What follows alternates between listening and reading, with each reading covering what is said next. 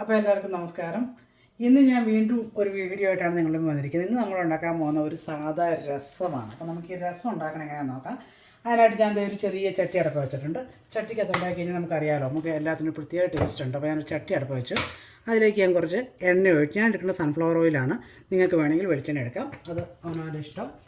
പിന്നെ അതിലേക്ക് നമ്മൾ അടുത്തതായിട്ട് ആ എണ്ണ ചൂടായി കഴിയുമ്പോൾ നമ്മൾ കുറച്ച് കടുക് ഇട്ട് കൊടുക്കുന്നു. അപ്പോൾ നമ്മൾ ചൂടാകട്ടെ കേട്ടോ എണ്ണ. അപ്പോൾ അതായത് ഇവിടെ നമ്മുടെ എണ്ണ ചൂടായിട്ടുണ്ട്. അതിലേക്ക് ഞാൻ ഇച്ചിരി കടുക് ഇട്ട് കൊടുക്കുകയാണ്.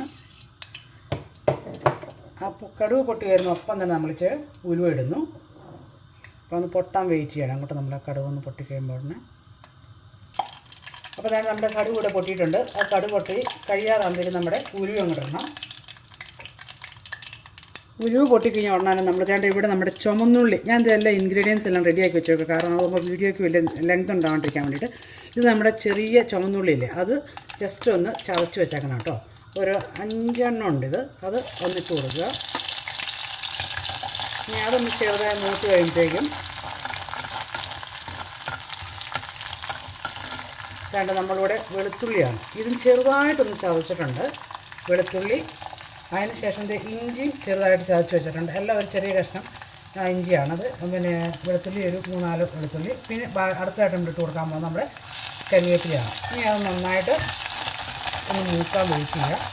അതിനൊപ്പം തന്നെ നമ്മൾ ഈ ഉപ്പ് അങ്ങ് ഇട്ട് കൊടുക്കുക. അപ്പോൾ പെട്ടെന്ന് മൂത്ത് കിട്ടിക്കോളും. ഉപ്പൊക്കെ നമ്മുടെ ആവശ്യത്തിന് ഇട്ട് കൊടുത്താൽ മതി കേട്ടോ. പിന്നെ ഇതിൽ വേറെ ഇട്ട് കൊടുക്കാം. അപ്പോൾ വേണ്ട നമ്മുടെ ഇഞ്ചി ചതച്ചതും വെളുത്തുള്ളി ചതച്ചതും ചുമന്നുള്ളി ചതച്ചതും കരിയാപ്പില എല്ലാം കൂടി നന്നായിട്ട് മൂത്തിട്ടുണ്ട്. അതിലേക്ക് ഞാൻ നമ്മുടെ ഈ വറ്റൽമുളക് ഉണ്ടല്ലോ, അതൊരു 2 എണ്ണം അങ്ങ് ഇടുവാണ്. ആദ്യം ഞാൻ ഇടാത്തത് ചിലപ്പോൾ കരിഞ്ഞു പോകും. അതുകൊണ്ട് ഞാൻ അതിലേക്ക് ജസ്റ്റ് ഇട്ടൊന്ന് ഇളക്കിയെടുത്തു.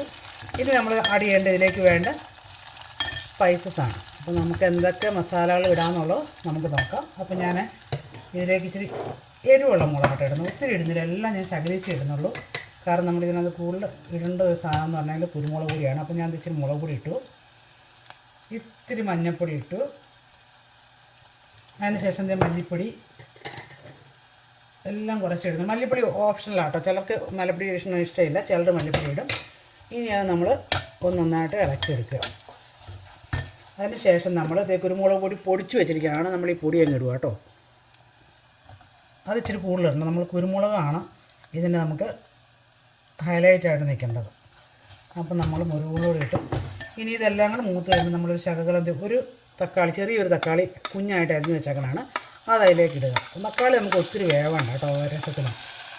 അപ്പം അതും കൂടെ കിടന്ന് ചെറുതായിട്ട് മൂത്ത് കിട്ടട്ടെ. പുളി അത് അത്യാവശ്യം നമ്മൾ വെള്ളത്തിലിട്ട് വെച്ചിരിക്കുന്നതാണ്. അതൊന്ന് പിഴിഞ്ഞ് അതിൻ്റെ വെള്ളം ഒഴിക്കുക അതിലേക്ക്.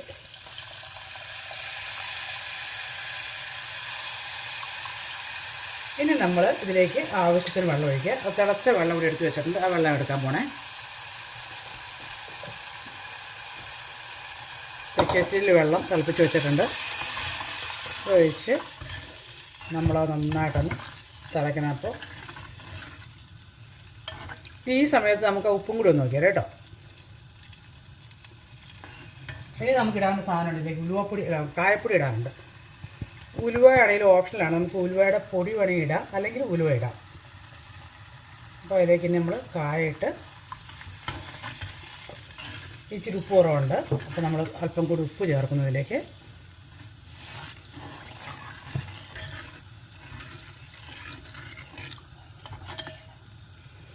ഇത് നമുക്ക് തിളച്ച് കഴിയുമ്പോൾ ലാസ്റ്റ് നമുക്ക് ഇതിലേക്ക് മല്ലിയില ഇട്ടിട്ട് അത് ഓഫ് ചെയ്തിട്ട് നമുക്ക് മല്ലിയില അരിഞ്ഞിടാം. അപ്പോൾ അതൊന്ന് തിളക്കട്ടെ കേട്ടോ.